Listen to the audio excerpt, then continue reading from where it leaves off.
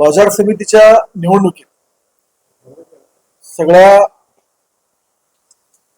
कुठल्याही राजकीय गट तडचा विचार न करता कृषी उत्पन्न बाजार समितीच्या निवडणुकीत आम्ही सगळेजण एकत्र आलेलो आहोत आणि आम्ही या निवडणुकीत माननीय मुख्यमंत्र्यांच्या नेतृत्वाखाली ही निवडणूक लढवतो आणि निकालानंतर सुद्धा जे काही पुढचे निर्णय असतील ते माननीय मुख्यमंत्र्यांच्या नेतृत्वाखाली किंवा त्यांच्या ज्या सूचना आहेत त्याप्रमाणे आम्ही लढायचं ठरलेलं आहे आणि ह्यासाठी सगळ्या पक्षातील नेत्यांची सुद्धा एक वाक्यता आमच्यात आहे.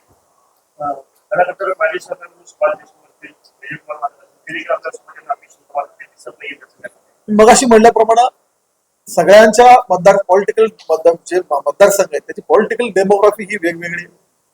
आत्ताच्या परिस्थितीमध्ये त्यांच्या मतदारसंघाची राजकीय परिस्थिती वेगळी आहे, माझ्या मतदारसंघातली वेगळी आहे, सगळ्या आमच्या नेत्या मंडळीच्या वेगळी आहे. आणि निवडणूक जिंकण्यासाठी शेवटी निवडणूक जिंकण्यासाठी काही मतांची आवश्यकता आहे. ह्यात सहकार क्षेत्रात कुठल्या एका पक्षाचं नेतृत्व मान असल्याची परिस्थिती आत्ताच्या घरी तर आपल्या सोलापूर जिल्ह्यात नाही. त्यामुळं निवडणूक जिंकण्यासाठी आणि कुठल्याही गट तर विचार न करता आम्ही एकत्र आलो, पण एकत्र येताना सुद्धा माननीय मुख्यमंत्र्यांना सर्वाधिकारी घेऊन आम्ही एकत्र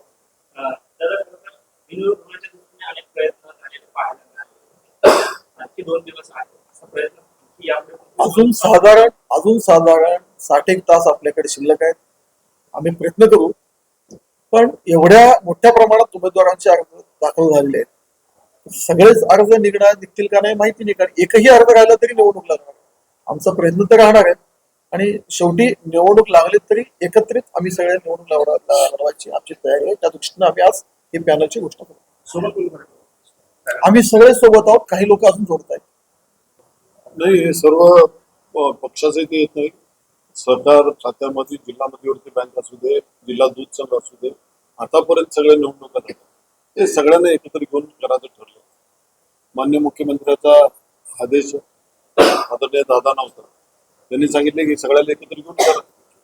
आम्हाला मेसेज आला, त्याप्रमाणे आम्हाला रिस्पेक्ट आदर मुख्यमंत्र्यांबद्दल आहे. आम्ही गेलो त्यांच्याशी. त्यांनी म्हणलं चांगली संस्था आहे, निवडणूक लावून आपण भांडण्यापेक्षा एक चांगल्या पद्धतीने आपण चालूया आणि एकत्र या. जागेचा तिढा काय खूप महत्वाचा, आपण ते बसून विषय संपू आणि हे आम्हाला सगळ्याला मान्य झालं. म्हणून आम्ही निर्णय घेतला की काल संध्याकाळी निर्णय घेतला, आज सकाळी परत आमची बैठक झाली, एकमत झालं. जागा वाटपाचं आपण 16 तारखेला सकाळी बघू आणि नंतर आपण जे काय आहे ते आपण सगळे एकत्र लढू आणि फ्रेश लोकांपर्यंत सांगू. लोकांमध्ये, कार्यकर्त्यांमध्ये, मतदारांमध्ये संभ्रम दाखवून आम्ही ही प्रेस घेतो. चांगले लोक जर का मध्यस्थी राहते तर मात्र चांगले लोक आपल्याला भेटलेले आहेत का? कोण आता बघाच याच्यात चांगलं कोण आहे आता मी कसं म्हणू. आपला जो निर्णय आहे वरिष्ठांना मान्य भेटले. मी सरकारामध्ये आतापर्यंत मी कुणाला विचारलं नाही. सरकारच्या बाबतीत दिलेमाने स्वयंभू आहे. जिल्हा मध्यवर्ती बँक असू दे, खरेदी संघ असू दे, जिल्हा दूध संघ असू दे, मला कोणी नाही, पण मी रिस्पेक्ट म्हणून आदरणीय मुख्यमंत्री साहेबांचा करतो आणि ते करावं लागतंय. मग काय, एखाद्याचा मुख्यमंत्र्यांचा मेसेज आला तर मी राजकीय माणूस आहे, मलाही कळतंय की आपला फायदा कुठं तोटा कुठं. आपल्याला एका एवढ्या मोठ्या माणसाचं आपण काम ऐकायचं नाही. ते मार्केट कमिटीसाठी संबंध कशाला आपले खराब करा. बाजार समितीसाठी जे काही हिताचे निर्णय होणार आहेत आदरणीय साहेबांकडनं करून घ्या. बाजार समिती महत्वाची, सोलापूरचा विकास महत्वाचा, हाच हेतू आमच्या समोर, बाकी काही नाही. मला असं वाटतंय की त्यांनी तुमच्या मार्फत मला आव्हान करू नये. मी त्यांचा पालक आहे असं मी मानतो. त्यांना जर पालक वाटत नसेल तर मला असं वाटतं की तुमच्या मार्फत दिलेलं निवेदन बरोबर आहे. आणि मला असं वाटतं की आज सुद्धा प्रदेशाध्यक्ष जिल्हाध्यक्षांनी जो निर्णय घेतील, भारतीय जनता पक्षाचे 2 आमदार आहेत, भारतीय जनता पक्षाची सत्ता आहे.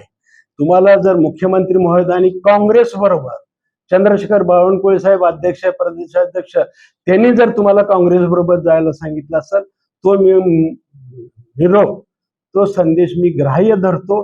आणि जर समजा बैठकीला बसू, आता माझ्या मतदारसंघात छोटं गाव आहे, म्हणजे माझा मतदारसंघ छोटा आहे, त्यांच्या तिकडच्या दक्षिण तालुक्याच्या दृष्टीने मी छोटा आहे. आणि मला राजकारण कळत नसल्यानं विचारू नये. माझं असं मत नाही की मला लय कळतंय, मी आज सज्ञान आहे, माझ्याकडले ताकद आहे, मला विचारल्याशिवाय काही करू नये अशी माझी म्हणणं नाही. पण तुम्हाला असं वाटतं की मी पालक जर मानत असतील तर त्यांनी तुमच्या मार्फत नाही आता करावं.